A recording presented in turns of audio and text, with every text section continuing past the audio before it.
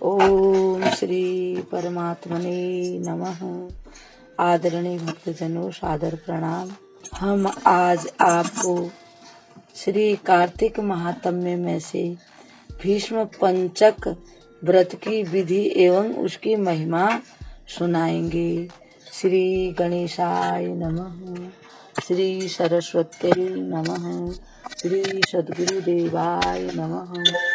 भक्तजनों, श्री नारद जी श्री पृथु जी को कथा सुनाते हुए कहते हैं कि हे पृथु जी, हे राजन, कार्तिक शुक्ल पक्ष में एकादशी को प्रातः काल विधि पूर्वक स्नान करके 5 दिन का व्रत ग्रहण करें।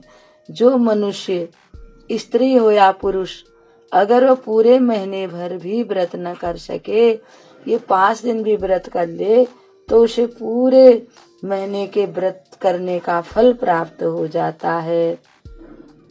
बाण शैया पर सोए हुए महात्मा भीष्म ने राजधर्म, मोक्ष धर्म और दान धर्म का वर्णन किया, जिसे पांडवों के साथ ही भगवान श्री कृष्ण ने भी सुना था।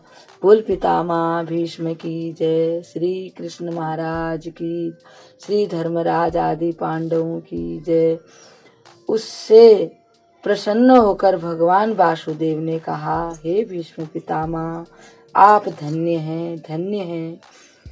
आपने धर्मों का स्वरूप यानी धर्मों के अच्छी प्रकार से व्याख्या की और अच्छी तरह हम लोगों को यह सब सुनाया।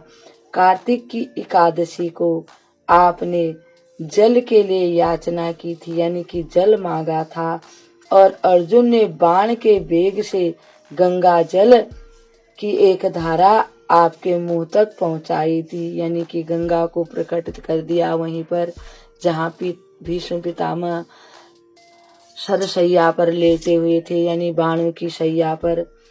अर्जुन ने एक बाण मारा और वहां से गंगा जल निकल के सीधे उनके मुंह में चला गया था। गंगा जल प्रस्तुत किया जिससे तुम्हारे तन मन प्राण संतुष्ट हुए। इसलिए आज से लेकर पूर्णिमा तक तुम्हें सब लोग अर्घ दान से तृप्त करें और मुझको संतुष्ट करने वाले इस भीष्म पंचक नामक व्रत का पालन प्रतिवर्ष करते रहें। और जो इस प्रकार से व्रत करेंगे वे बड़े भाग्यशाली होंगे। निम्नलिखित मंत्र पढ़कर सद्भाव से महात्मा भीष्म के लिए तर्पण करना चाहिए। यह भीष्म तर्पण सभी वर्णों के लोगों के लिए आवश्यक है, सभी का कर्तव्य है, सभी को करना चाहिए।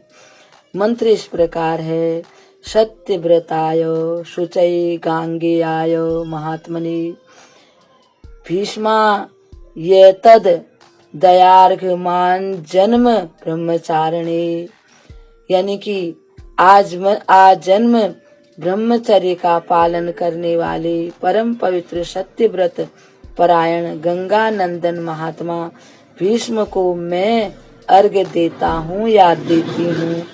पंचगव्य सुगंधित अभक्त जनों, भगवान युधिष्ठिर को सुना रहे हैं और नारद जी पृथु जी को सुनाते हुए कहते हैं कि पंचगव्य मनुष्यों को सब स्थान को पवित्र करता है। यह हमारी वेद माता गाय के गोमूत्र उसमें मिलाया जाता है, गाय का गोबर मिलाया जाता है, दूध मिलाया जाता है, दही और घी मिला के ये जब मिश्रण इसका बनता है उसको कहते हैं पंचगव्य। ये बहुत पवित्र माना जाता है।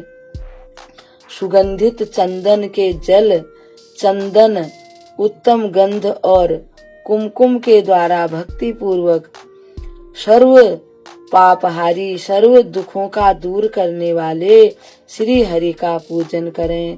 कर्पूर और खस मिले हुए कुमकुम से भगवान गरुड़ ध्वज के अंगों में लेप करें, यानी भगवान विष्णु के सुंदर पुष्प एवं गंध धूप आदि के द्वारा भगवान की पूजा करें।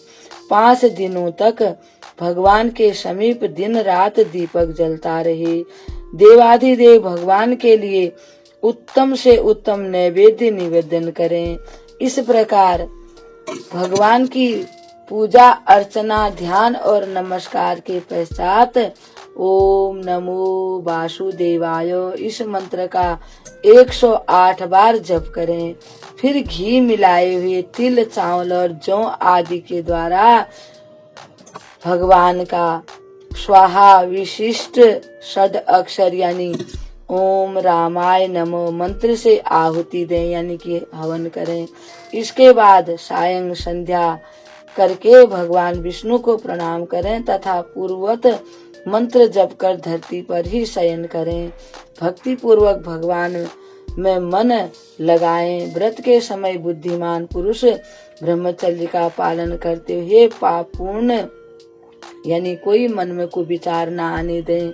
इस प्रकार भली भांति व्रत को पूर्ण करें। ऐसा करने से मनुष्य शास्त्रोक्त फल को पाता है यानी शास्त्र में जिसका वर्णन किया है विधि विधान से व्रत करने से उसको उस फल की प्राप्ति हो जाती है। इस प्रकार भली भांति व्रत को पूर्ण करें और ऐसा करने से मनुष्य को सब फल की प्राप्ति होती है। उपवास और पंचगव्य से तथा दूध फल फूल एवं हविष्य के आहार से निर्वाह करते हुए सिर्फ भीष्म पंचक व्रत का पालन करें। इस व्रत का पालन करने पर भगवान विष्णु मनवांछित वर देते हैं और जो भी कोई इस व्रत को करेगा भगवान उसकी मनोकामना पूरी करेगा। अब इस कथा को हम यहीं विराम देते हैं।